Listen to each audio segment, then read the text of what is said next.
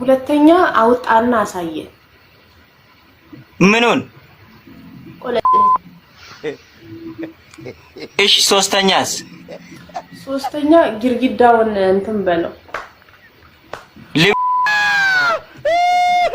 ሶስተኛ ግርግዳውን እንደም ለምን አፍሽን አለ እዚሁ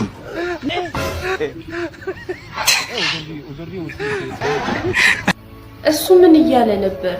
የኔን ሪከርድ ብቻ ነው ቆራርጣችሁ ያወጣችሁት እሱ ያለውን ሰምታችኋል እኔ ሲጀመር ምን አልኩ እሱ እኮ ያለኝ ከዛ ይብሳል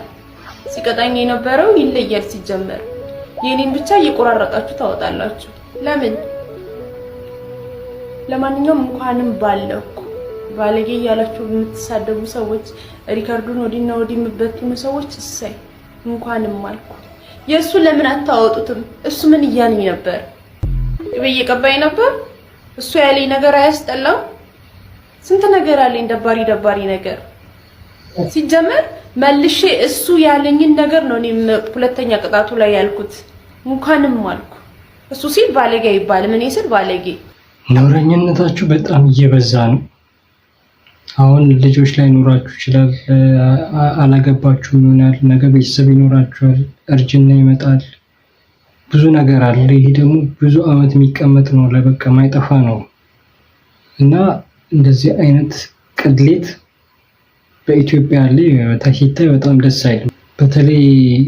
ኢትዮጵያዊ ስንሆን በጣም ከባድ ነው በተለይ ደግሞ ሴት ሆነሽ ለዚህ አይነት ቅጣት ቢቀር ምንም አያስተምርም በምክንያቱም ህፃናት የሚያዩት ነው ታዳጊ ወጣቶች የሚያዩት ነው ካንቺ ምንድነው የሚማሩት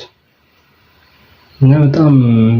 ነውር ነው በጣም ነውር ነውና ወዴት እየሄድን እንዳለ እግዚአብሔር ይወቀው